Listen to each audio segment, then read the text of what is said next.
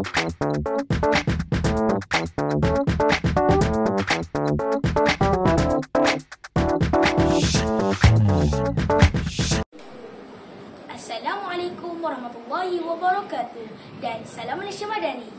Nama saya Muhammad Akil Putra Amzah bin Zahid Hasmadi. Saya merupakan murid tahun 6 inovatif dari Sekolah Kebangsaan Pematang Buluh. Di rumah, saya selalu melihat abang dan ayah saya membaca buku-buku kewangan. Dalam banyak-banyak buku kewangan, ada sebuah buku yang amat menarik perhatian saya. Buku tersebut bertajuk Rich Dad Poor Dad.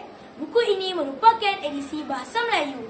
Buku setebal 371 muka surat ini telah ditulis oleh Robert T. Kiyosaki dan telah dikemas kini sesuai untuk dunia hari ini dan tambahan 9 bab baru sesi belajar.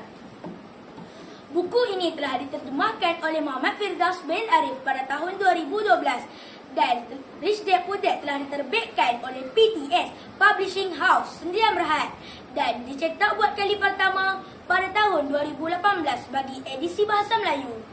Rich Dad Poor Dad telah mengubah jutaan hidup pembaca di seluruh dunia. Buku ini mengubah pandangan kita kepada wang dan mengeluarkan kita daripada kitaran sia-sia, rat race. Bangun pagi, balik petang, dapat gaji, bayar hutang. Bangun pagi, balik petang, dapat gaji, bayar hutang. Ulangan rutin ini telah membuat orang ramai terperangkap dalam kitaran sia-sia ini. Buku ini syarat dengan ilmu yang bermanfaat dalam wang dan ilmu kewangan. Buku ini mendedarkan kepada kita bagaimana orang kaya dengan orang miskin bekerja. Orang miskin bekerja untuk wang. Sebaliknya, orang kaya wang bekerja untuk orang kaya.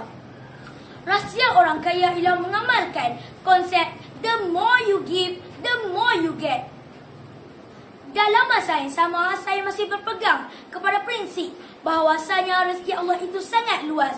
Hanya Allah saja yang maha pemberi rezeki dan maha kaya. Semoga kita semua berjaya dalam hidup dan dikurniakan rezeki yang melimpah ruah. Kaya di dunia dan kaya di akhirat. Amin. Hidup dan amal jangan dipisah. Hidup tenang datang menjelma. Uruskan kewangan bukannya susah, asalkan ilmu ada bersama. Sekian dahulu daripada saya. Terima kasih.